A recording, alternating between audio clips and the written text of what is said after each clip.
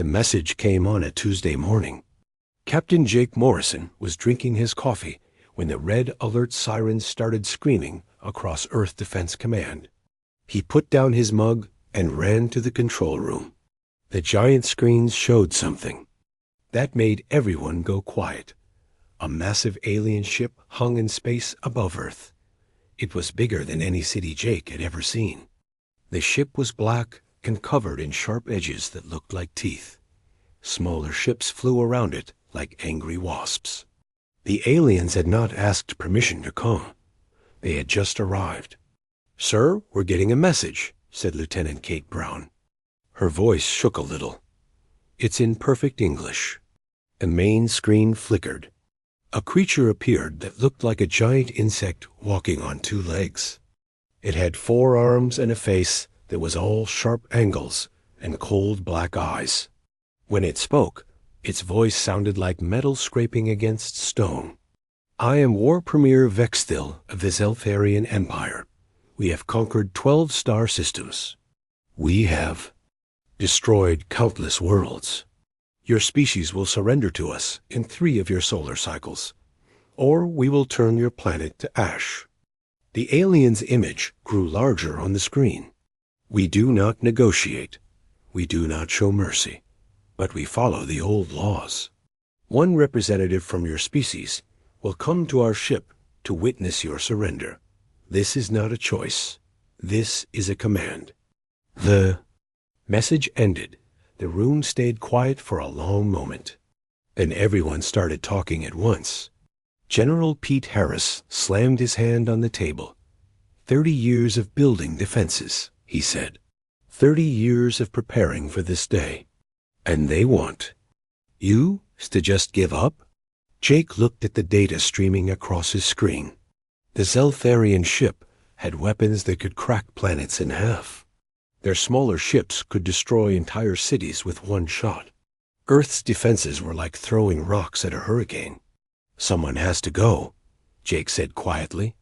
"Someone has to represent humanity." The room turned to look at him. Jake Morrison was Earth's best diplomat. He had solved trade disputes with the Mars colonies. He had negotiated peace between the asteroid miners and Earth shipping companies. But this was different. This was about the survival of the human race. "Jake, you know this is a death sentence," General Harris said.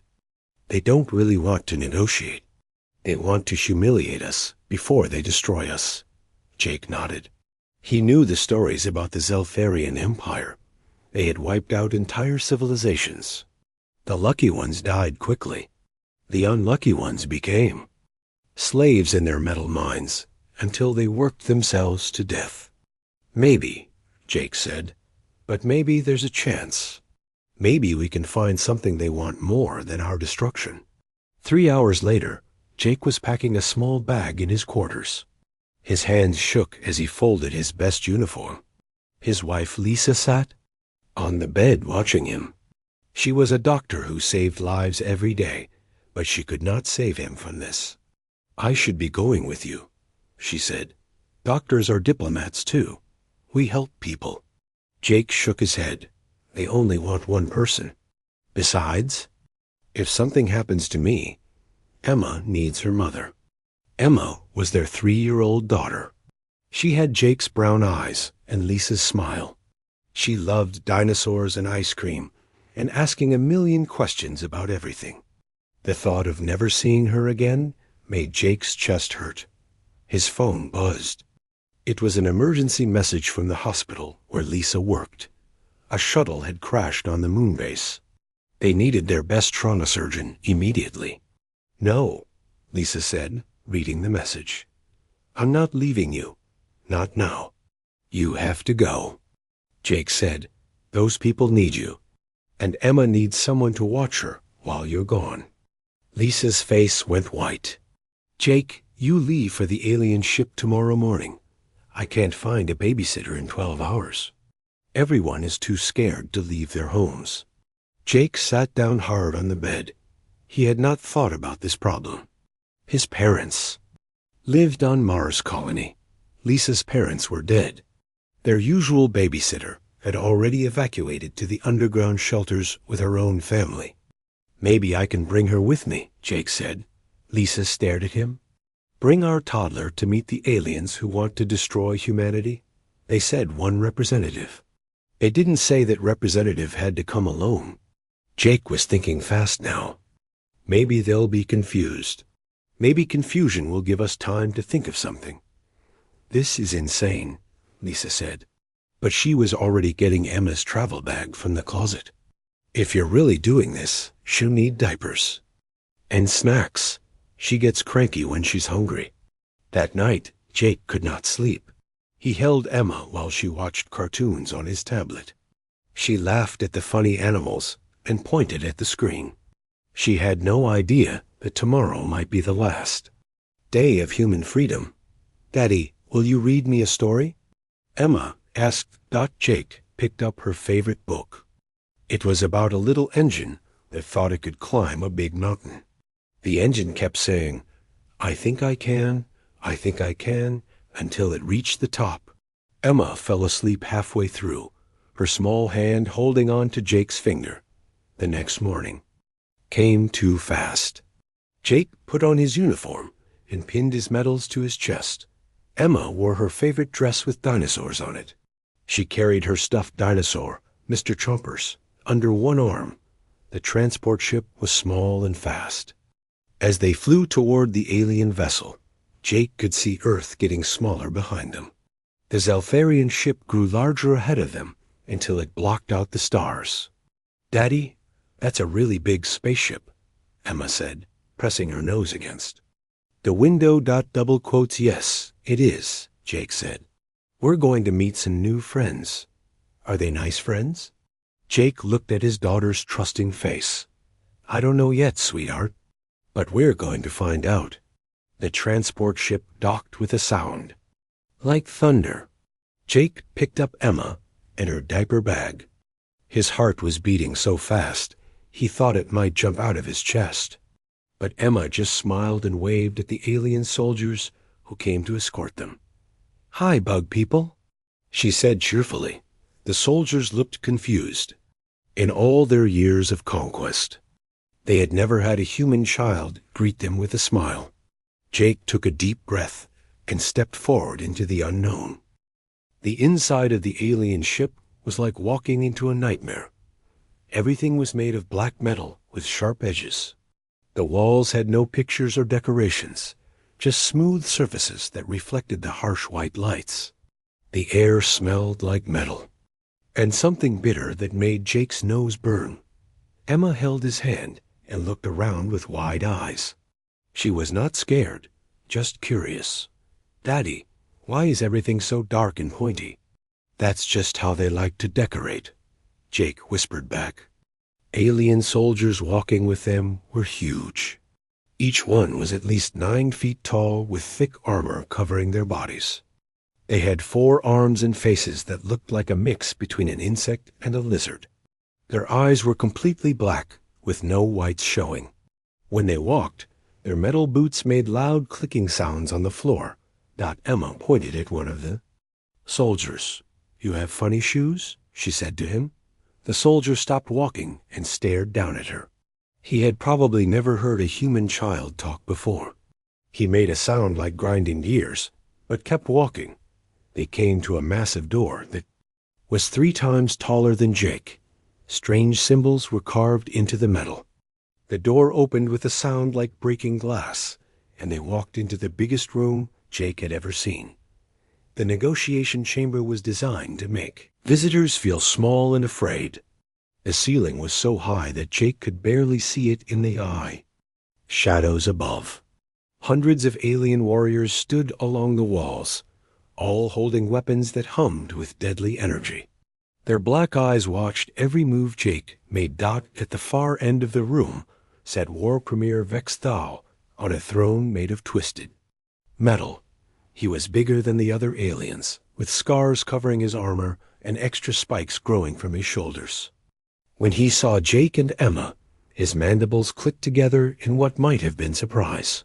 "Human," Vexthal said, his voice echoing through the chamber. You bring a larva to this sacred ceremony?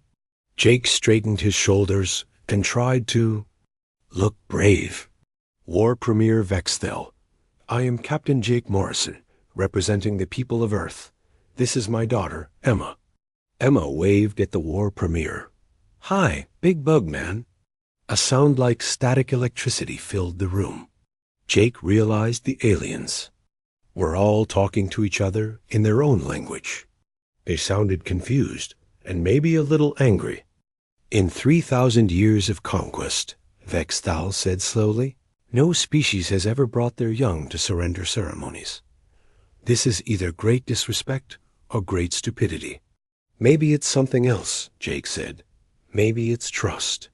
Emma let go of Jake's hand and started walking toward the throne. Jake's heart jumped into his throat, but he did not want to grab her and look weak in front of the aliens. Emma stopped in front of a group of warriors and looked up at them. Why are you all so tall? She asked. Did you eat lots of vegetables? The warriors looked down at this tiny human who barely came up to their knees. One of them, with a damaged antenna on his head, leaned down slightly. Emma reached into her little backpack and pulled out a package of goldfish crackers. Are you hungry? She asked, holding up the crackers. These are my favorite. They taste like cheese. The warrior with the broken antenna took one of the small crackers in his massive clawed hand. He looked at it like it might explode. Then he looked at Emma, who was smiling and waiting for him to try it. Sub-Commander Krixnar, Vexthel's voice, boomed across the room. What are you doing? The warrior named Krixnar stood up straight quickly. The small human offered food, War Premier. I was examining it for weapons. Emma giggled. Goldfish crackers aren't weapons, silly. They're snacks. My mommy says sharing snacks makes friends. She walked over to another warrior and offered him some crackers too. This one looked terrified, like Emma might bite him. But she just smiled and waited patiently until he took a cracker. Jake watched in amazement as his 3-year-old daughter did something that Earth's greatest generals could not do.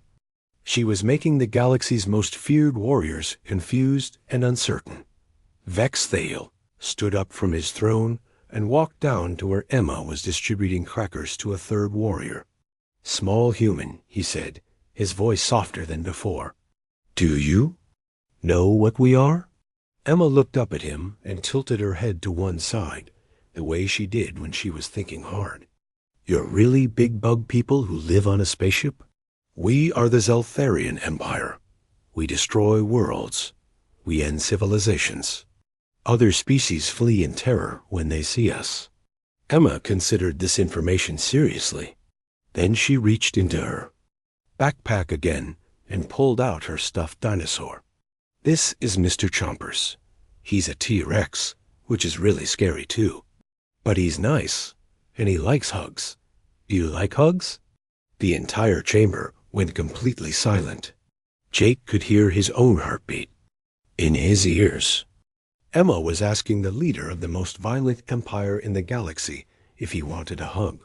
Vexthal stared at the small stuffed dinosaur. His mandibles moved, but no sound came out. Finally, he spoke. We do not hug. That's okay, Emma said cheerfully. Maybe you'll want to try it later. Mr. Chompers can teach you. She went back to passing out goldfish crackers. Jake noticed that some of the warriors were actually eating them. Their faces were impossible to read, but they kept looking at Emma with something that might have been curiosity. Captain Morrison, Vexthal said, returning to his throne. Explain this. Why do you bring your offspring to witness your species? Surrender? Jake took a deep breath. Because she represents what we're fighting for. Emma is humanity's future. She's innocent and kind and full of hope. If you're going to destroy us, you should know what you're destroying. Emma had discovered something interesting. One of the warriors near the wall had a large dent in his armor chest plate. She walked over to him and pointed at the damage. Ow, she said. Does that hurt? The warrior looked down at her. This was Sub-Commander Krixnar, the one with the broken antenna. It is an old battle wound, small human. Warriors wear their scars with pride. Emma reached into her backpack one more time and pulled out a box of colorful Band-Aids. They had pictures of cartoon dinosaurs on them. My mommy says Band-Aids make everything better. She carefully peeled one of the Band-Aids off its backing and stood on her tiptoes, trying to reach the dent in his armor. Krixnar was so surprised that he actually leaned down to let her stick the tiny Band-Aid on his massive chest plate. "There," Emma said, patting the Band-Aid gently. "All better now." Krixnar touched the small, colorful rectangle on his armor. No one had ever tried to heal his wounds before. In Zeltharian culture, injuries were marks of strength, not things. To be comforted, "Thank you, small human," he said quietly. Emma yawned. All the excitement was making her tired. "Daddy, is it nap time yet?" Jake looked around the chamber, full of deadly alien warriors. "Maybe we should wait until we get home, sweetheart." "But I'm sleepy now," Emma said, rubbing her eyes. Jake realized he had a choice. He could try to keep Emma awake and risk her having a meltdown in front of the aliens, or he could treat this like any normal day and let his daughter take her nap. He chose to be a father first and a diplomat second. "Okay, sweetheart, let's get you ready for sleep." Jake pulled a small blanket from the diaper bag and spread it on the metal floor. Emma lay down and hugged Mr. Chumbers close to her chest. Jake sat beside her and opened her favorite bedtime book. Once upon a time, he began reading, there was a little engine who thought she could ... The most feared warriors in the galaxy stood perfectly still and listened to a human father read his daughter a bedtime story about a brave little engine that never gave up. Emma fell asleep within minutes, her small chest rising and falling peacefully. Jake stayed sitting beside her, one hand resting protectively on her back. The massive chamber was quieter than it had been since they arrived. Even the weapons that hummed with deadly energy seemed to make less noise. Premier Vexthal stared down at the sleeping child from his metal throne. His black eyes reflected the harsh lights, but something in his expression had changed. The other warriors remained at their posts along the walls, but Jake noticed they kept glancing at Emma. "This is most unusual," Vexthal said finally. His voice was softer now, careful not to wake the sleeping child. "Your offspring shows no fear. She trusts completely, even surrounded by her species' destroyers." Jake looked up at the alien leader. "That's what children do. They trust until the world teaches them not to. And you? Do you trust us with your most precious possession?" Jake was quiet for a moment. "I trust that you're more than just destroyers. No species survives for thousands of years on violence alone. There has to be something else." Sub-Commander Krixnar stepped forward slightly. The colorful dinosaur Band-Aid still covered the dent in his armor. War Premier, the small human offered aid without being asked. She gave food to warriors she had never met. "This behavior is ... confusing." Another warrior spoke up. She asked if we were hungry. She worried about pain from old wounds. "These concepts are ... double quotes." He paused, searching for words. "Foreign to us." Vexthal descended from his throne and walked over to where Emma slept. He moved carefully, his heavy footsteps making almost no sound. Jake tensed, ready to protect his daughter, but the alien leader simply stood and observed. "In our empire," Vexthal said quietly, "young ones are kept hidden until they are strong enough to fight. They learn to kill before they learn to speak. They are taught that trust is weakness and kindness is death." He pointed one clawed finger at Emma. "Yet this larva approaches warriors without fear. She offers food to strangers. She tries to heal wounds that are not hers to heal. How is this possible?" Jake stood up slowly, making sure not to disturb Emma's sleep. Because we teach our children differently. We teach them that the world can be dangerous, but also that it can be beautiful. We show them love so they know how to give it to others. Love? Vexthal repeated the word like it was in a foreign language. Define this concept. Jake looked down at his sleeping daughter. Love is why I brought her with me today. Not because I wanted to put her in danger, but because I couldn't bear to leave her behind. Love is why I would die to protect her, and why she would share her last goldfish cracker with a stranger. Emma stirred in her sleep and rolled over, her small hand reaching out. Without thinking, Sub-Commander Krixnar knelt down and gently placed one massive clawed finger in her paw. Her tiny fingers wrapped around it, and she smiled in her dreams. The warrior froze. He had killed thousands of enemies in battle. He had destroyed entire cities with his weapons. But this small gesture from a sleeping child made him feel something he had no words for. She holds on, he whispered. That's what children do, Jake said. They hold on to the people they trust. They believe in connection, even when everything seems hopeless. Vexthal watched this interaction with growing confusion. In our culture, physical contact is for combat or mating. There is no purpose to this ... holding. The purpose is comfort, Jake explained. She feels safe when she's connected to someone who cares about her. And somehow, she senses that you won't hurt her. More warriors began to move closer.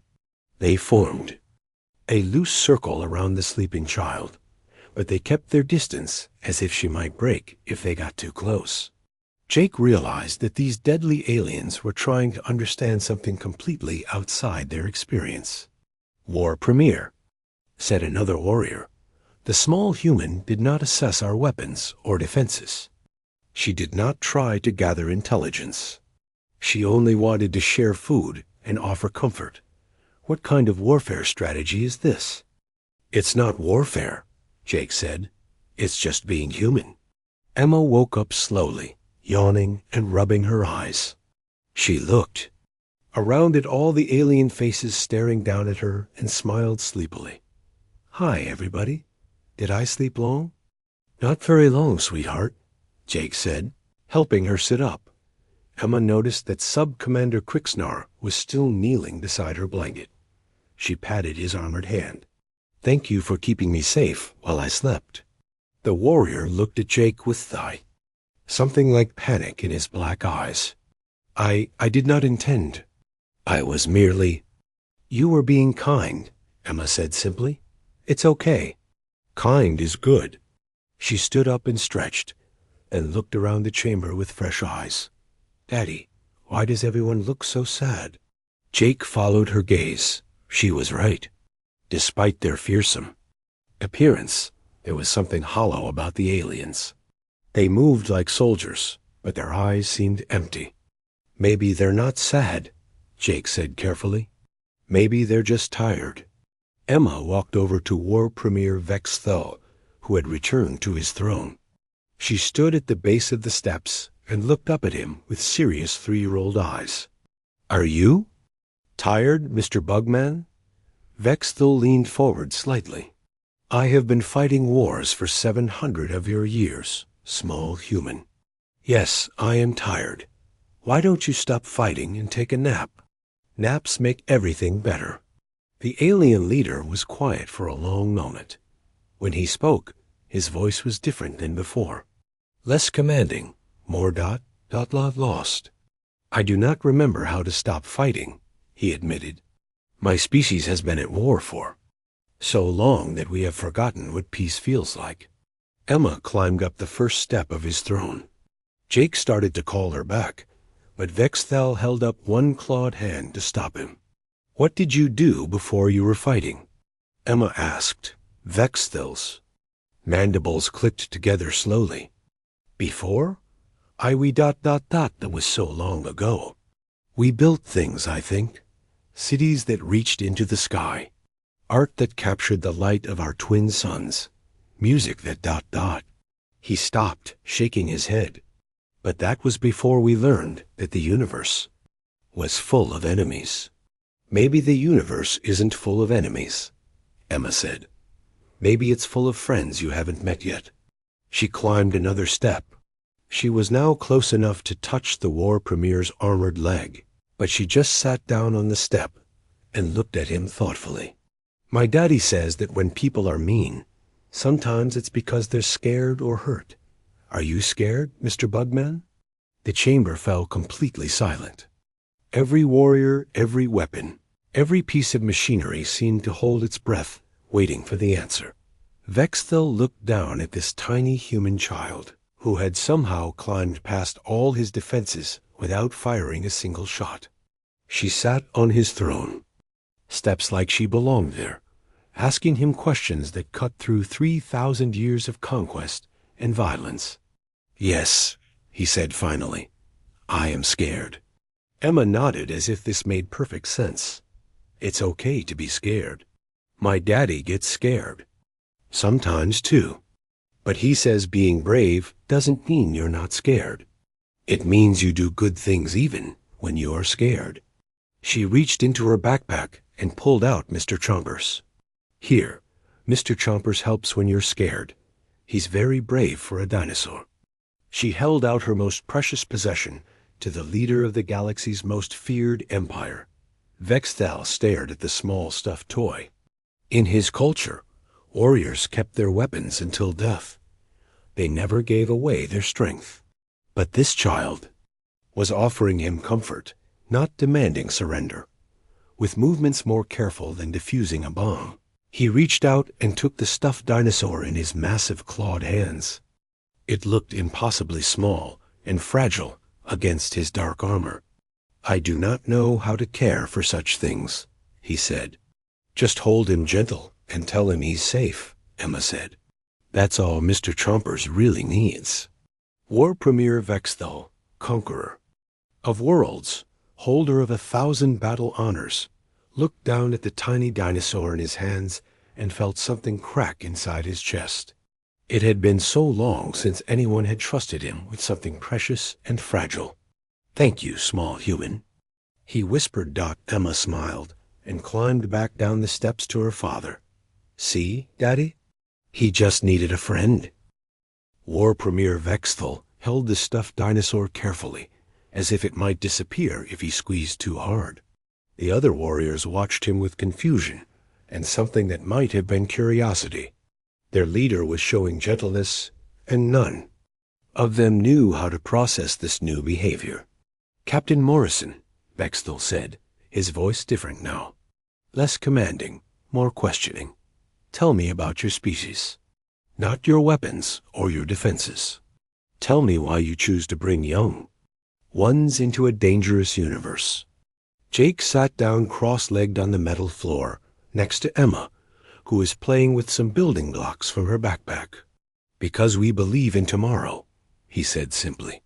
Every human child represents our hope that the future will be better than today. But you know the universe is full of dangers. You know there are species like us who destroy everything in their path. Why create more targets for pain? Emma looked up from her blocks. Because sometimes sad people need love to make them happy. Again, she said, as if this explained everything. Jake smiled at his daughter's simple wisdom. She's right, in a way.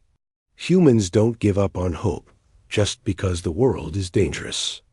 We have children because we want to give them the chance to fix the things we couldn't fix. Vexthal studied the stuffed dinosaur in his hands. Your offspring trusts easily. She showed no fear of us, offered food, tried to heal wounds. Where does this behavior come from? From us, Jake said. Emma acts this way because Lisa and I taught her be kind, because we showed her love every day of her life, because we protected her enough that she still believes the world is mostly good. And if she grows up and learns that the world contains violence and cruelty? Jake was quiet for a moment, watching Emma stack her blocks into a tower. Then she be strong enough to fight against those things. But she'll also remember what it feels like to be loved, so she'll know what she's fighting to protect. Sub-Commander Krixnar stepped closer. The dinosaur band-aid on his chest caught the light. War Premier, I am confused about something. The small human gave me this healing patch without being asked. She received nothing in return. What was the purpose of this action? Emma looked up at him and smiled. Because you had an OE, and I had band-aids. That's what band-aids are for. But you did not know me. I could have been your enemy. Emma tilted her head, thinking about this. But you weren't being mean to me. You were just standing there looking sad. Sad people need help, not more sadness. Vexthal made a sound that might have been a sigh. Small human, do you know what we have done? The worlds we have destroyed? The species we have ended? Emma considered this seriously. Did you do those things because you were scared or because you were mean?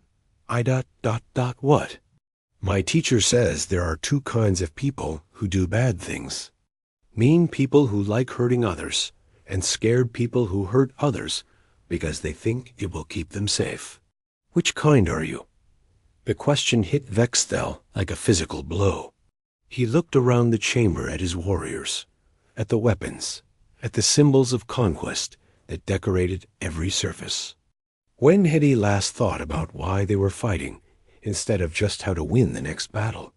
I am not certain anymore, he admitted. Jake saw an opening. War Premier, can I ask you something? What happened to your people before they became conquerors? What were you like before the war started? Vexthal was quiet for so long that Jake thought he might not answer. When he finally spoke, his voice was barely above a whisper. We were builders, he said, artists. Our cities were things of beauty that curved with the natural landscapes of our worlds. Our music could make the plants grow faster and the seasons change more gently. We created gardens that could float in space, bringing life to dead rocks between the stars. Emma stopped playing with her blocks and listened carefully. That sounds pretty. It was. But then we encountered our first hostile species. They destroyed one of our outer colonies, killed everyone there, including. Vexthal paused, his grip tightening on the stuffed dinosaur, including the young ones. That must have made you very sad, Emma said softly. It made us angry. And afraid. So we built weapons to protect ourselves. We became soldiers to fight back. And when we won that war, we decided we needed to be stronger for the next one, then stronger still for the one after that. Jake began to understand. You never stopped preparing for the next attack. Each victory showed us new enemies. Each enemy required more weapons, more soldiers, more conquered worlds to fuel our war machine. We told ourselves we were protecting our people, but somewhere along the way, Vexthal looked around the chamber again. Somewhere along the way, we became the thing we were fighting against. Sub-Commander Krixnar spoke up. War Premier, when did we last create something instead of destroying it? The question hung in the air like smoke. Jake watched as Alien. After Alien looked around the room, trying to remember the last time they had built instead of broken, helped instead of harmed. I cannot remember, Vexthal said finally. We have been destroyers for so long that I cannot remember what it felt like to create. Emma stood up and walked over to her tower of blocks. With careful 3-year-old hands, she picked it up and carried it to the base of Vexthal's throne. Here, she said, offering him the colorful tower. I made this for you. It's not very good, but making things is fun. Maybe you could try making something again. Vexthal stared at the small tower of blocks. It was crooked and simple, the kind of thing only a child would be proud of. But it was the first gift anyone had given him in centuries. It wasn't a weapon, or a promise of more power. You made this? For me? Uh-huh. Because you looked sad about not making things anymore. Maybe if you start with something small, you can remember how to make big things again. The war premier carefully placed the stuffed dinosaur on his lap and took the block tower in his hands. His claws were too big and sharp for such delicate work, but he held it like it was made of the most precious crystal. I had forgotten, he whispered. I had forgotten that things could be given freely without expecting anything in return. Emma climbed back up the steps of his throne, but this time she didn't stop until she was standing right next to his massive armored form. Can I tell you a secret? Vexthal nodded, leaning down so she could whisper in what might have been his ear. I think you're not really a scary bug man at all, she said in her loudest whisper. I think you're just a sad friend who forgot how to be happy. She patted his armored shoulder with her small hand. But it's okay. Forgetting doesn't mean gone forever. My daddy says memories can come back if you practice remembering the good things. Vexthal felt something wet on his face and realized he was crying. He had not cried since he was young, before the wars began, before he learned that tears were weakness. Small human, he said, his voice shaking. What if we have done too many terrible things? What if we have gone too far to turn back? Emma thought about this with the seriousness that only children can bring to important questions. My daddy says everyone makes mistakes. Big mistakes and little mistakes. But the good thing about tomorrow is that it's a chance to make better choices. She hugged his arm, or at least as much of it as she could reach. Besides, you're being nice to me right now. That means you remember how to be good. You just have to practice more. Jake watched his daughter offer comfort to the leader of humanity's greatest threat, and he realized that she had done something that all of Earth's weapons and defenses could not do. She had reminded these aliens of who they used to be before. Fear and anger turned them into monsters. War Premier, Jake said carefully. What if there was another way? What if instead of destroying Earth, you could try remembering how to build again? Vexthal looked down at the child hugging his arm, at the stuffed dinosaur in his lap, at the crooked tower of blocks in his hands. These small gifts from a tiny human had cracked something open inside him that had been sealed shut for thousands of years. I do not know if it is possible, he said. We have been destroyers for so long. Our entire empire is built on conquest and fear.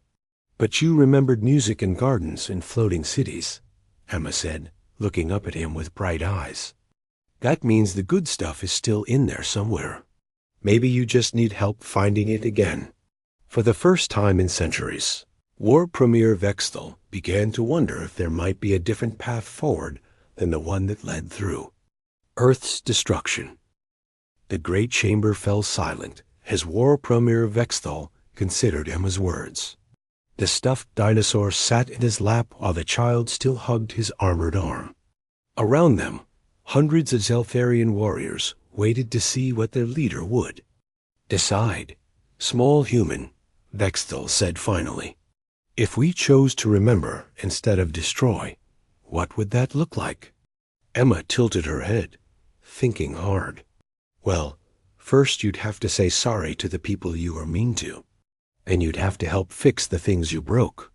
And then you could start making pretty things again, like those floating gardens you talked about. But what if the people we hurt don't want to forgive us? What if they see us as monsters forever? Jake stood up and moved closer to the throne.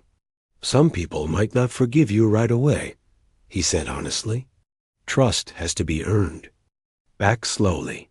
But if you really change, if you really start helping instead of hurting, eventually people will see the difference. Sub-Commander Krixnar stepped forward. War Premier, I have been thinking about what the small human said. She asked if we were scared or mean. I realized that I am scared. I have been scared for so long that I forgot there were other ways to feel. Another warrior spoke up. I am also scared. Scared that we have become something our ancestors would not recognize. More voices joined in.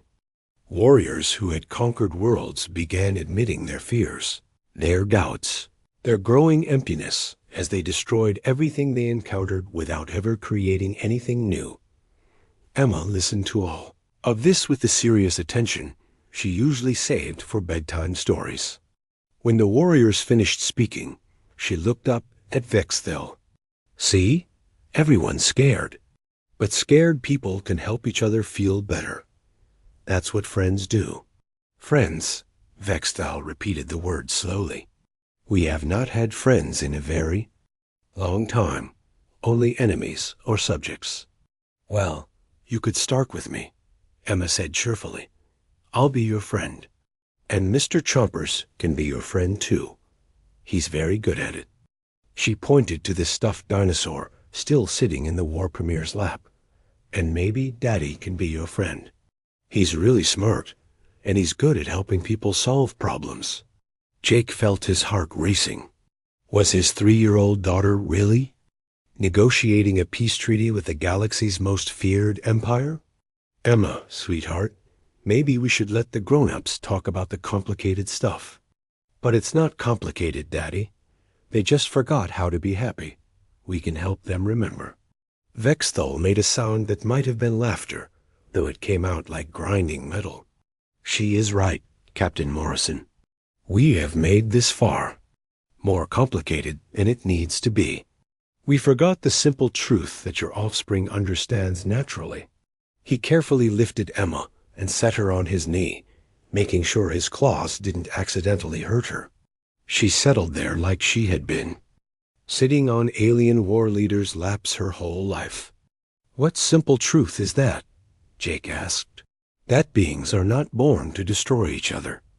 That kindness is not weakness. That there is more strength in building than in breaking. Vexthel looked around at his warriors. We have spent so long preparing for war that we forgot how to hope for peace. Emma bounced slightly on his knee. So does this mean you're not going to blow up Earth? No, small human. We will not blow up Earth. Vexthel's voice carried across the chamber, and Jake saw some of the warriors' shoulders relax slightly. But the question remains, what do we do instead? Jake thought carefully before answering. You could start by helping instead of conquering. Earth has problems we're trying to solve. Hunger, disease, environmental damage. If the Zeltharian Empire used its technology to help fix those problems instead of creating new ones, we could learn to build again, Sub-Commander Krixnar said, touching the dinosaur Band-Aid on his chest. We could remember what it feels like to heal instead of harm. Emma clapped her hands. Yes, and you could make those floating gardens you talked about.